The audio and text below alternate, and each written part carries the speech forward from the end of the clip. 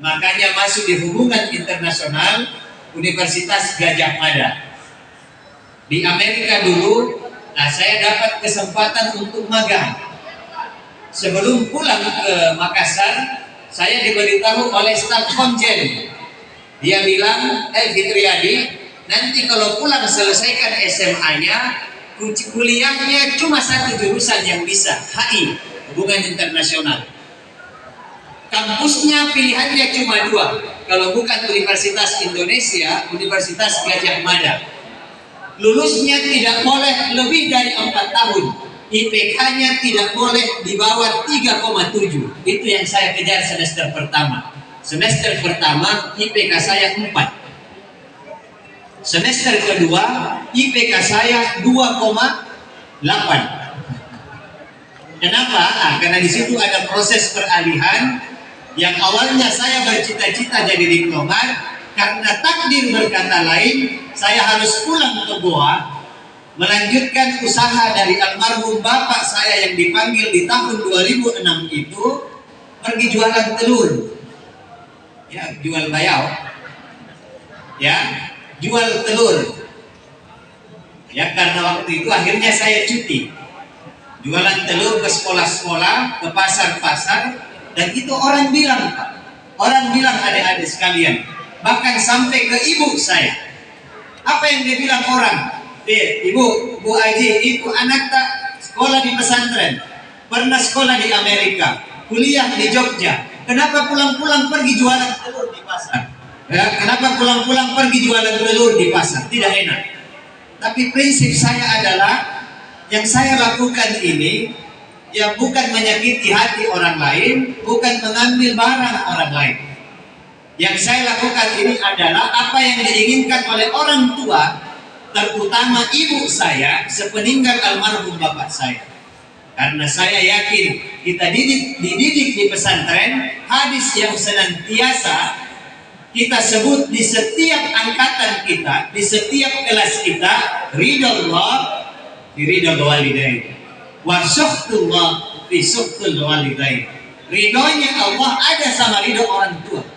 Untuk apa saya jauh-jauh berkarir ke Amerika menjadi seorang diplomat, sedangkan saya tidak mendapat ridho dari orang tua saya? Untuk apa saya menjadi orang sukses, orang kaya di dunia, sedangkan ibu saya meneteskan air matanya gara-gara saya tinggalkan dia? Untuk apa? Teringatkah kita dengan hadis Nabi? Jadi kan kita pahamlah semua anak pesantren, kita juga masih di pesantren. Makanya saya putuskan, saya cuti, tinggalkan kuliah saya, cuti.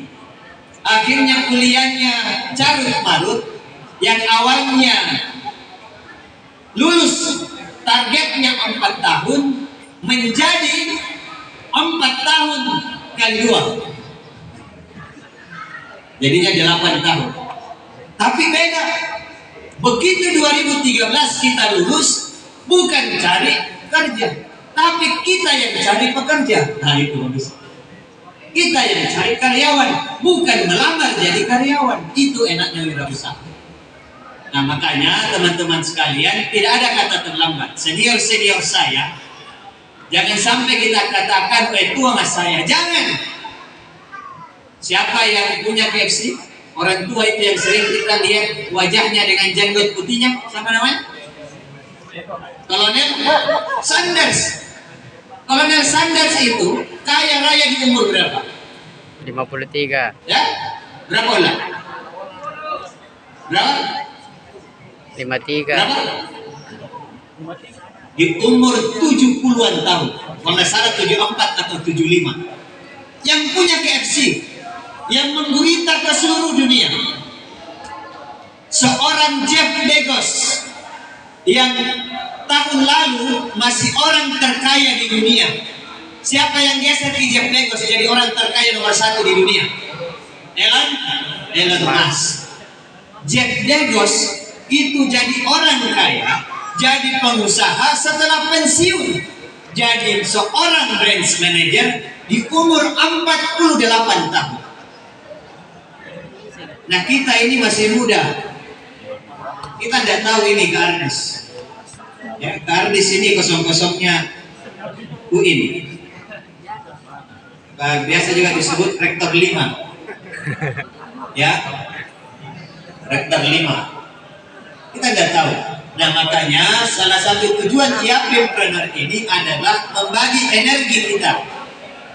Ya, membagi virus-virus sukses berwirausaha. Kalau kita sebut alumni-alumni kita yang sudah sukses, yang kelihatan, ya, ada Wong Solo misalkan, ya, dengan gurita bisnisnya yang lain. Kak Masnur, Yapim Angkatan 83, ada Wong Solo, ada TMC, Money Changer, itu punya alumni kita, ya. Kemudian ada pondok pesantren Somwatul Isan, itu bisnis, bukan lembaga pendidikan toh, ya. Kak Masrur untuk pesantrennya, satu orang itu berhitung margin bersih 600.000 rupiah per orang santri, keuntungan yang dia dapatkan. Berapa santrinya? Ada 600 orang. Coba dikali 600 dikali 600.000 tiap bulan, itu keuntungan. Jadi sudah keluar guru, bayar listrik, bayar air, bayar ini semua. 600.000 per santri dikali 600 orang santri, berapa yang didapatkan? 300 juta. Itu dari lembaga pesantren, tapi 7 tahun kita biayai namodali. Wong Solo ini sebelum pandemi bersih masuk ke rekening Kak Masnur itu. Ini saya sampaikan karena dia juga cerita ke kita. Ya, bersih Kak Masnur sebelum pandemi itu adalah range 130 sampai 150 juta per bulan. Di masa pandemi turun setengah, 50-40. Nah, sekarang naik mendekati 100. Kemarin saya tanya, kira-kira kalau Ramadan Kak, berapa yang kita dapatkan? Kalau Ramadan itu bisa sampai 170 juta bersih per bulan. Nah, Kak Ardis jangan lagi bilang. Kak Ardis ini kita review, mumpung ada orangnya. Jadi bukan cerita belakang. Saya baru akrab dengan Kak Ardis 1 tahun terakhir. Itu gara-gara bulu tangkis. Ya.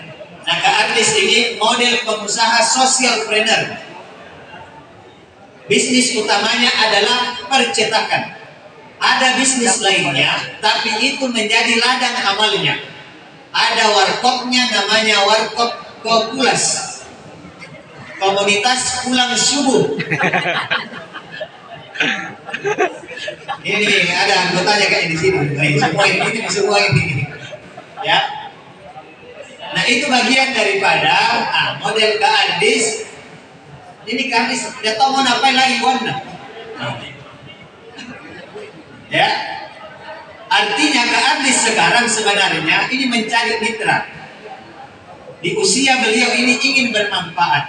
Khairukum anfa'akum, khairun nas anfa'u linnas. Sebaik-baik manusia adalah bermanfaat bagi manusia yang lain.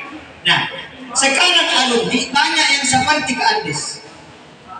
Dengan menguatnya IAPIM, dengan adanya IAPimpreneur, dan mereka ini mau berbagi. Bukan hanya berbagi semangat, bukan hanya berbagi ilmu, salah satunya berbagi modal. Betul tidak? Kalau tidak ada modalnya, tinggal telepon Pak Sekjen ke Andi Arman. Kalau 200 juta hari ini, insya Allah, biar malam ini.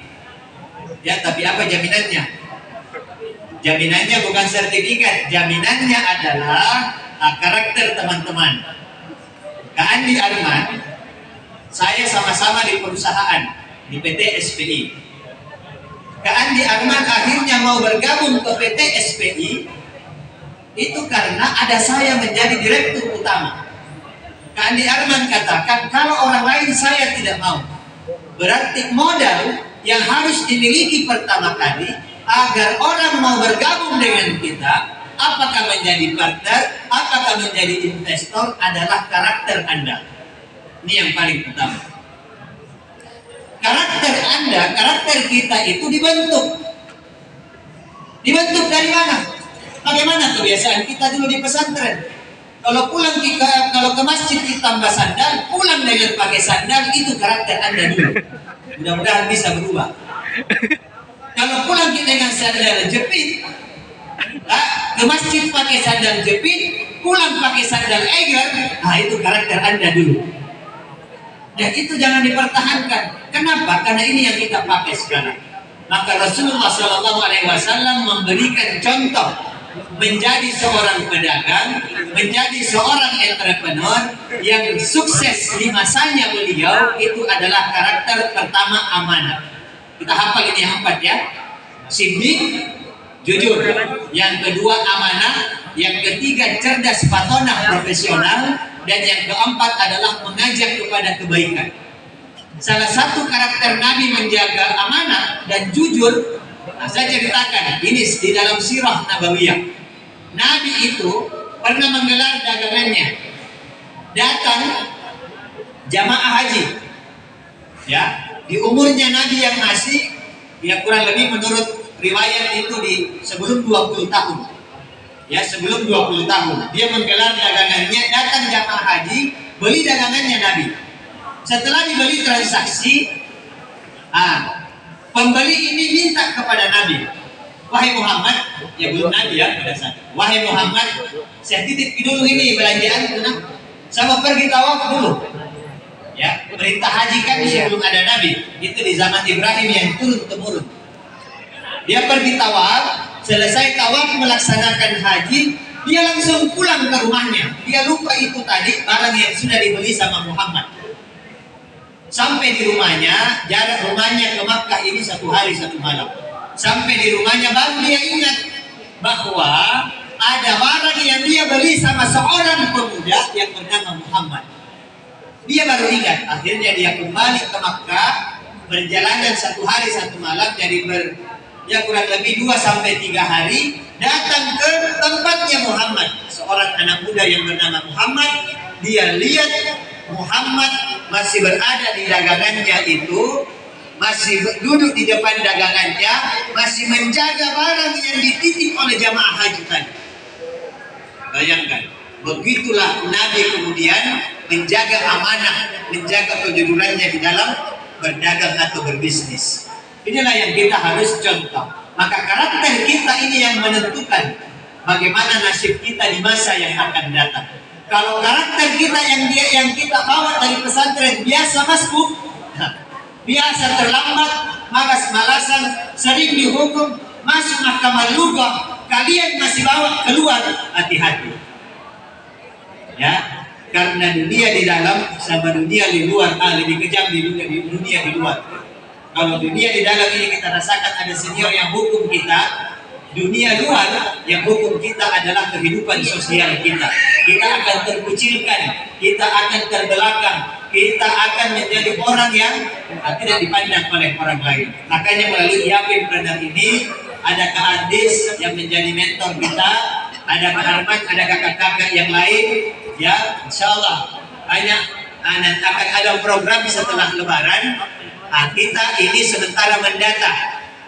Ya, ada kakak-kakak yang pengusaha, itu bisa tolong didaftar datanya. Ya, didaftar nama dan jenis usaha dan lain sebagainya. Nanti kita share grupnya. Ya, kemudian adik-adik sekalian yang mungkin masih kuliah atau sudah lulus atau kira-kira perkiraan tidak akan lulus jadi pengusaha saja. Ya, siapa contohnya yang kira-kira tidak akan lulus, yang besar bisnisnya? Biasanya kita lewati. Ada yang dekat-dekat di sini, Rothschild itu mungkin dia kualat. Beasiswanya dari UIN dia pakai beli mixer untuk bikin brownies.